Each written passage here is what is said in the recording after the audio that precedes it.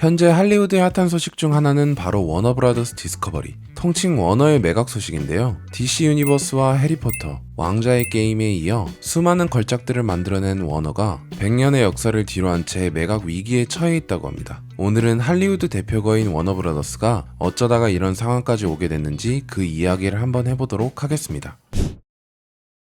이 모든 일은 2022년 워너미디어와 디스커버리의 합병을 통해 지금의 워너브라더스 디스커버리가 탄생하면서 시작됐는데요. 그때까지만 해도 분위기가 정말 좋았습니다. 해리포터, CNN, HBO까지 거느린 그야말로 새로운 미디어 공룡이 탄생했으니까요.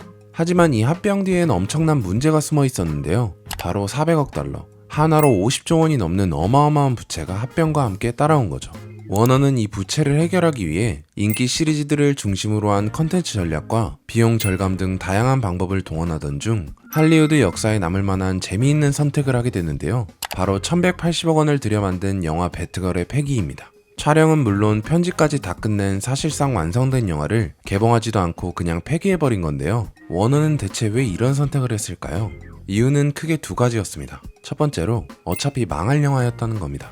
당초 극장 개봉을 준비하고 있던 배트걸은 내부 시사에서 평가가 처참했는데요. 이걸 극장에 걸자니 다른 영화들에 비해 스케일도 부족하고 추가적으로 마케팅비가 400억 이상 들어가는 등 문제가 한둘이 아니었죠. 그렇다고 워너의 스트리밍 서비스인 HBO Max에 공개하자니 경제적이지도 않고 오히려 가치가 없다고 판단한 겁니다. 그리고 두 번째, 이게 진짜 핵심인데요. 바로 세금 감면입니다.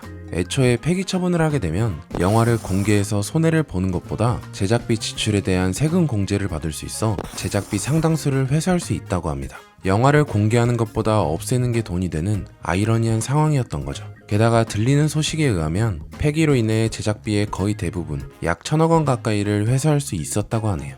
결국 50조가 넘는 빚을 감당할 수 없게 되자 워너의 CEO 제슬러브는 칼을 빼들게 되는데요. 회사를 스트리밍 및 스튜디오 부문인 워너브라더스와 글로벌 네트워크 부문인 디스커버리 글로벌 두 개의 독립법인으로 분리하겠다고 발표한 건데요. 그리고 이와 동시에 자산 가치를 극대화할 방안을 찾기 위해 모든 전략적 대안을 검토하겠다라는 말을 남겼습니다.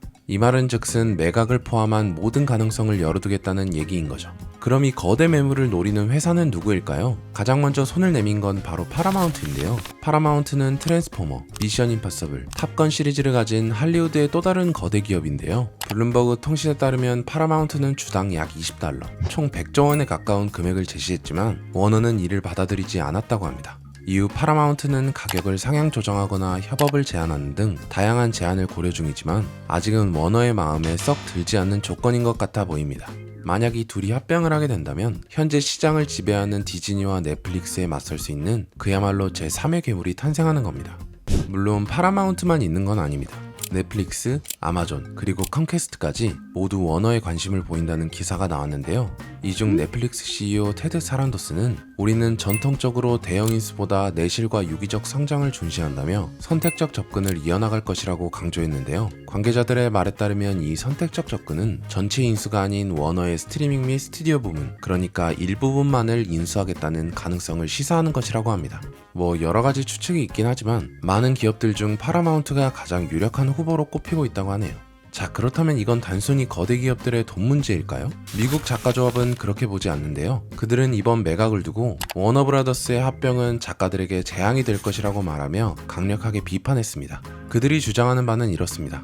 이러한 초대형 합병은 아무래도 회사가 합쳐지다 보니 작가뿐만 아니라 그곳에서 일하는 수많은 근로자들의 일자리가 급격히 줄어들게 될 것이고 소수의 대기업에게만 집중됨으로써 시장 경쟁력을 약화시킬 수 있다는 겁니다. 즉 독점 현상이 발생할 수도 있게 되는 거겠죠. 사실 이들만의 문제가 아닐 수도 있습니다. 결국 소비자들에게도 영향을 줄 수 있는 거거든요. 회사가 커지게 되면 안전한 수익을 위해서 리스크를 감수하게 되고 이로 인해 모험적인 작품이나 예술영화 등에 대한 투자를 줄이게 될 텐데요. 그렇게 되면 소비자들은 결국 비슷비슷한 컨텐츠만을 소비할 수밖에 없게 되는 악순환에 빠질 수도 있겠죠. 물론 컨텐츠에 대한 대규모 투자나 법무, 마케팅, 유통 등에 대한 비용 절감 등 합병으로 인한 이점도 많기는 합니다. 오늘은 워너브라더스의 매각 소식에 대한 이야기를 나눠봤는데요. 100년의 역사를 가진 거대 기업 워너브라더스의 행방은 과연 어떻게 될까요? 오늘 영상이 재밌으셨다면 구독과 좋아요 부탁드리고 저는 더 재미있는 소식을 들고 돌아오도록 하겠습니다. 감사합니다.